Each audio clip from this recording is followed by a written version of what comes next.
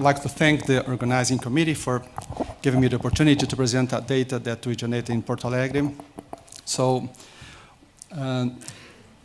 azithromycin therapy in infants with bronchiolitis reduces recurrent wheezing after hospitalization, a randomized placebo-controlled trial. So, a significant portion of infants, Renato just showed you that, develop recurrent wheezing after acute viral bronchiolitis. And the highest risk occurs in infants with severe bronchiolitis that are hospitalized, and up to 75% of these kids come back to the hospital because of wheezing, and up to 50% of them will have later in life a medical diagnosis of asthma. So it's a really important event to have a severe bronchiolitis. And we do not have any good tool to protect these kids from this outcome. Conventional controls that we use, like steroids of anti-leukotrienes, do not work, do not prevent very well the recurrent wheeze. Given that neutrophils are the predominant cells in the airways of acute bronchiolitis, a medication like macrolides with anti-neutrophilic properties would have the mechanistic rationale to serve as a potential intervention of prevention of wheezing after RSV bronchiolitis. So what we did, the objective was to test the hypothesis that we could reduce the recurrent wheeze or subsequent wheeze in this sample of kids admitted to a hospital. So what we did was a randomized, double-blind, placebo-controlled trial in our university hospital in Porto Alegre, 1,000 miles from Buenos Aires and north. And we recruited infants below 1 year of life, and they were hospitalized with acute bronchiolitis, and it had to be the first episode of wheezing in these kids, and they had all what is criteria for bronchiolitis: wheezing or crackles, and viral symptoms, cough, and tachypnea. So they were recruited in the first 48 hours of admission to the hospital, and we exclude kids with other diseases that could modify the results, like cardiopulmonary disorders or congenital immunodeficiency and neuromuscular diseases. So you also collected a nasopharyngeal sample for virus, and we did a direct immunofluorescence for adenovirus, parainfluenza, influenza, and RSV, because this is the protocol, this is the standard of care in our institution. So it was infants were recruited at an emergency room in our hospital. And they were randomized to receive either azithromycin daily for 7 days or placebo. And the drug was administered very early in the admission to the hospital, the first 2 or 3 days, of course, by a blinded study team member. So wheezing was assessed during follow-up at 3 and 6 months after the acute bronchiolitis. So this is pretty much what you did. You have hospitalization, placebo or azithromycin for 7 days, discharge, and then at 3 months we call by phone, and again at 6 months to see if there was any wheeze, if there was visit to the emergency, medications, etc.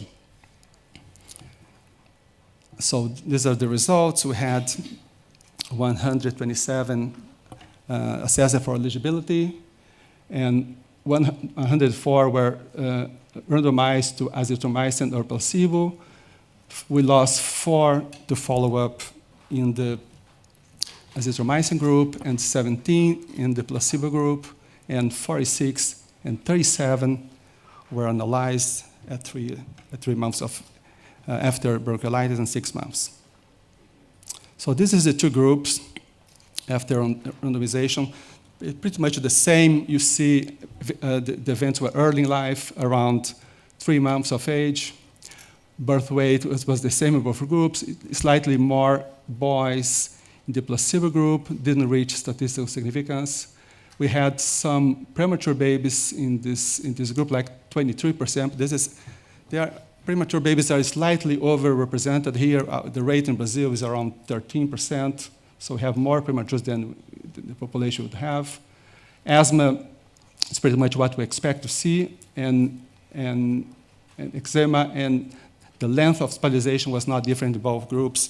As we know, azithromycin doesn't change the acute event, it doesn't shorten the acute event. So at 3 months, 8 out of 46 kids in the azithromycin group had 1 episode of wheezing. And compare that with 15 out of 37 in the placebo group. So wheezing risk was significantly reduced in the azithromycin group at 3 months, odds ratio of 0.3. Kaplan-Meier analysis showed that subsequent wheezing was significantly reduced in infants 3 and 6 months after bronchiolitis. And you see here the Kaplan-Meier curve, you see the numbers.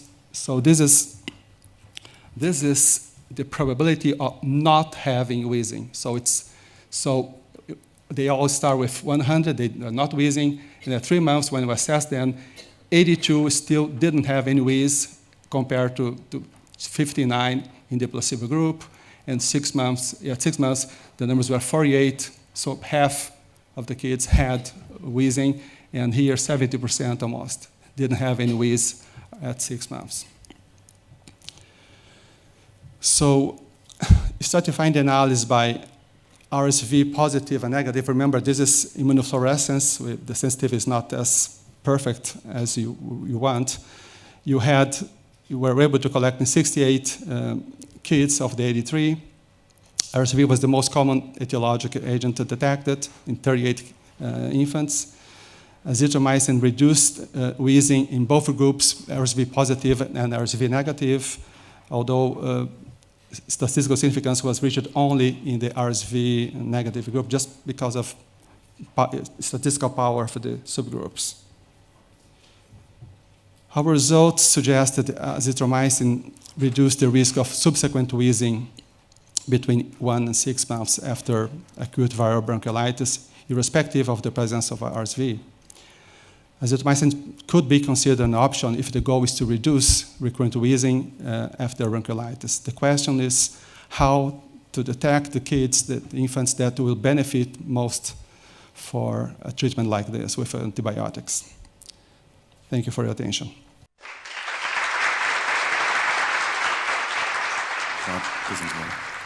Jürgen Schwarze, Edinburgh. In the characterization of your kids, you had kids with eczema and kids with a strong, I think, maternal history of asthma. Did you analyze your data looking at them as an individual group, and did you have an azithromycin effect in those? No association. Thank you. Sorry, no association means no azithromycin effect in this Exactly, group? exactly. There is no difference in the effect in the subgroups. As I showed you in RSV, there was no effect in the subgroups. No, it was not different, I mean. Hi, Keith Kluckman. I was concerned by the fact that you lost a third of your control group. And was it blinded, or why do you think that happened? Well, it's a community hospital, and we don't know why we lost 17 in one group and just 4 in another group. It's weird, and we didn't expect that much.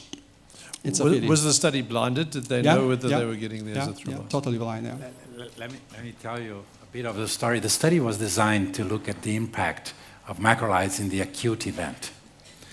And we followed those kids for a year it was not the original design, so the study was not powered to look at the effect post-bronchiolitis. But then came some studies, some results from studies of St. Louis group showing the effect of macrolides later on, because we didn't see any effect on the acute event. So, and we published that. And then we went back to look at the data, and it was there. So weaker than, they designed the study for that, not... So some other studies also show a positive effect of basically antibiotics. And recurrent wheeze occurs in many, many children during early childhood. In the time that we have so much rise in antibiotic resistance, knowing that the threshold for resistance in macrolides is really quite low. Totally agree. How do we advise the community how to use these results? Because if we're not careful in a way, Good. I don't know. Give us your No, thoughts yeah, on. I think on we are not endorsing to You- use antibiotics for bronchiolitis. We are not using mercury lesions, and we do not use azithromycin for bronchiolitis in Brazil. And we do not even think it's a good idea at this point. What we need to do is to detect, to understand what we did, because we did something apparently. And we did something, but we don't understand what we did.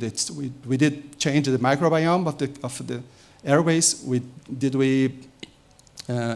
modulate inflammation during the acute event and later. Let's say we know that azithromycin stays for weeks in having an effect, anti-inflammatory effect. Maybe this is the fact. Maybe we need a drug that is not antibiotic. It has the same modulation in immune response.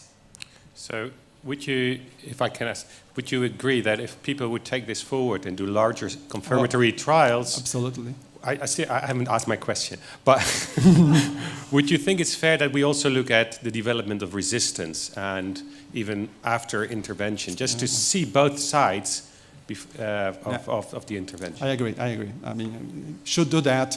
And my dream would have a macrolide with no antibacterial effect, just anti-inflammatory effect. Very nice. Oftentimes we think of bronchiolitis as being homogeneous, but I think in reality it's probably much more complicated than that. Uh-huh. And the behavior of bronchiolitis caused by RSV might be somewhat different than that caused by rhinovirus. And so in your population where y'all did not look for rhinovirus, the greatest influence was in those that were non-RSV infected. And I would bet that you would likely have high rhinovirus positivity in that group. So my question would be, are you going to go, if you still have the samples, to look by, let's say, molecular diagnostics to look at rhinoviruses or other potential pathogens? I totally agree. I love to do that. Thank you. Can I just make one question at the back? Yeah, I just wanted to follow up on Keith Klugman's comment. You had quite a substantial difference in the number of children who were lost to follow-up. I think, what was it, 13 versus 4 or something like that? Yeah, 17 versus 17 4. versus 4. If you assume that that's a random event, we say that that's just bad luck. But then you have to ask the question of those children who lost to follow-up, are they likely then to be children who've had no further problem? And if they're children who've had no further problem and no other reason to join the health service, then you could reasonably, thinking about it, then assign those children as being non-wheezers, in which case you wouldn't have, I don't think you wouldn't have a statistical significant result, right? Okay, I have to think about that. You might be correct. Okay. Thank you. Thank you. Thank you.